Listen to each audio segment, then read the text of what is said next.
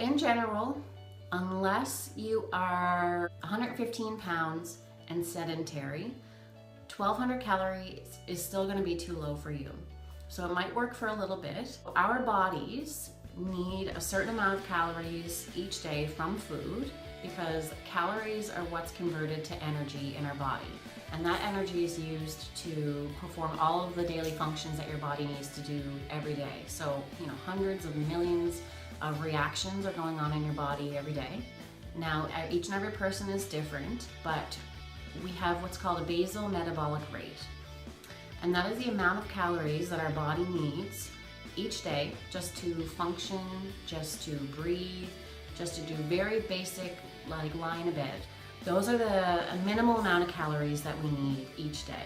After doing probably hundreds, maybe even thousands of calculations for people using scientifically validated equations, there's very, very, very few people that actually would require 1200 calories per day. And for most people, again, 80 to 90%, 1200 calories is going to be below your BMR. This might give you some success at first if you're eating, 1200 calorie diet. Then what tends to happen is a couple of different things. One thing that tends to happen for people who eat too little each day is that they psychologically feel restricted. We all know psychology plays a huge role in anything in life, really, but especially with food. We've developed a relationship with food. All of our relationships with food are different and for different reasons. So if you feel restricted, either hungry all the time, they feel low energy, especially some people who do very low carbohydrate diets. Some people can do well on low carbohydrate diets, but some people don't do as well on very low carbohydrate diets because the carbohydrates are what gives them energy. And if people feel restricted, then psychologically, after a while, now it could be after a week, it could be after 2 weeks, it could be for some people a couple months. You've felt so restricted for a certain period of time, you then go into binging. Typically, when people go into binge mode, they tend to feel crappy about themselves, which they shouldn't because we're all human. And that's the way it is for most people who restrict things. And then they tend to give up. So that's one thing that happens on super restrictive, low-calorie diets. Another thing that tends to happen, so consistently eating below your BMR, that is not including any type of activity that you do in a run of a day.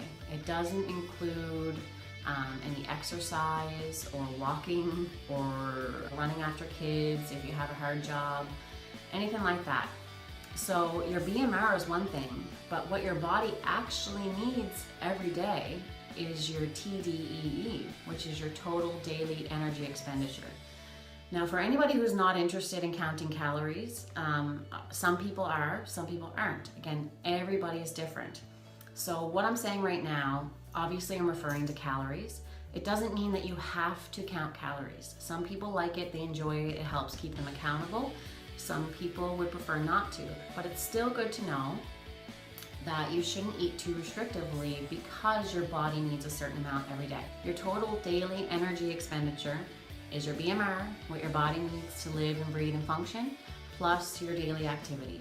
If somebody is eating 1,000 calorie or 1,200 calorie diet, it's likely below their BMR even. What tends to happen then, again, consistently eating under this for a long period of time, when our body continuously gets less than what it needs, it does go into that thing called starvation mode. In the scientific world, in the health world, it's actually called adaptive thermogenesis or a metabolic slowdown. So your body lowers its metabolism to help make up for the fact that it's not getting enough calories that it needs. The other thing that happens is your body starts to take away muscle mass to use it as energy because it's not getting enough. And when we lose muscle mass, that lowers, again, our metabolism. Over and over and over again, I've seen people come to me after years and years and years of yo-yo dieting. And they say, I've tried every diet out there. That's like the biggest one that I hear is, I've tried every diet out there. And they might have lost some, and then they gained some, and lost some, and gained some, and that's what we call yo-yo dieting or weight cycling. And it's so common. I'm human. I know you're all human. And Years ago, before I knew what I know now, I got sucked into these, fad diets, or this, diet advice that I thought was the gospel because it sounded true. And I was confused at all the misinformation out there, and I was confused at all the conflicting advice. I understand. I've definitely been there. I know what it's like to be a busy mom. I know what it's like, and I just wish that I could take everything that I know now and infuse it into your brain. But that's not going to happen with everybody, of course. Some people still might say, no, I'm going to stick with my 1,200 calorie diet and see what happens. And that's okay too. You can't ever please everybody.